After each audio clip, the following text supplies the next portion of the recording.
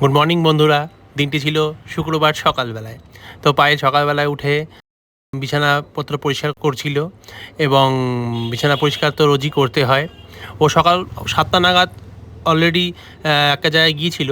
ও যেহেতু বাচ্চাদের পড়ায়, তো সকালবেলায় একটি ব্যাচ পড়িয়ে 7টা নাগাদ পড়াতে গিয়েছিল এবং প্রায় 10টা নাগাদ বাড়ি ঢুকলো।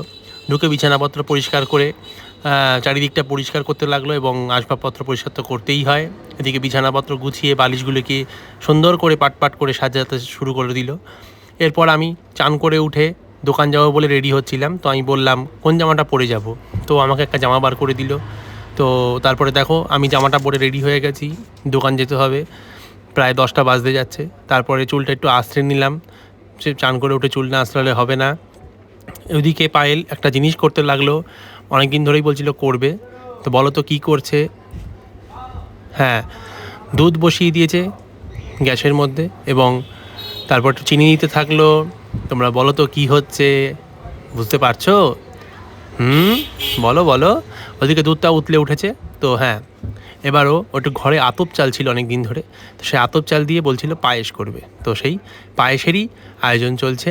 আর এদিকে আমি দোকান যাবো বলে একটুখানি দোকানে যে জলের বোতলটা নিয়ে যাই, তো সেই জলের বোতল ধরে নিলাম, কেননা এই জলটাই সারাদিন আমি দোকানে গিয়ে খাবো। আর ওদিকে পায়েল করে দিয়েছিল একটু হরলিক্স, তো আমি একটু হরলিক্স খেয়ে নিলাম।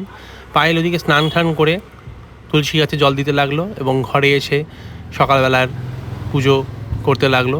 থালা বাসন ধুয়ে ঠুয়ে ঠাকুরকে সুন্দর করে খেতে দিয়ে আরতি করতে লাগলো। দেখো, এটা রোজই করে, খুব ভালো লাগে। আর ঘরে ধূপকাঠি জ্বললে তো সেই গন্ধে মনটা ভরে যায়। পায়েল ওদিকে শঙ্খ বাজাচ্ছিল, দেখতেই পাচ্ছ।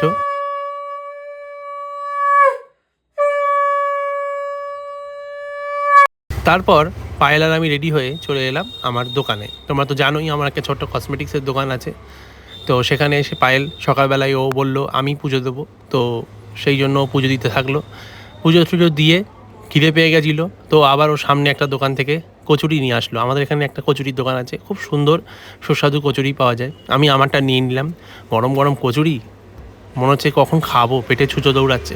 পায়েল তো রেডি খাওয়ার জন্য এবং খেয়ে বলছে দারুণ লাগছে, দারুণ, জাস্ট স্বাভাবিক, কার না ভালো লাগে। এরপর পায়েল স্কুটি নিয়ে বেরিয়ে গেল, কারণ হচ্ছে ওর আর একটা জায়গায় পড়ানো আছে। তো ও চলে গেল আর আমি দোকানে থাকলাম। তো আজকের মতো টাটা।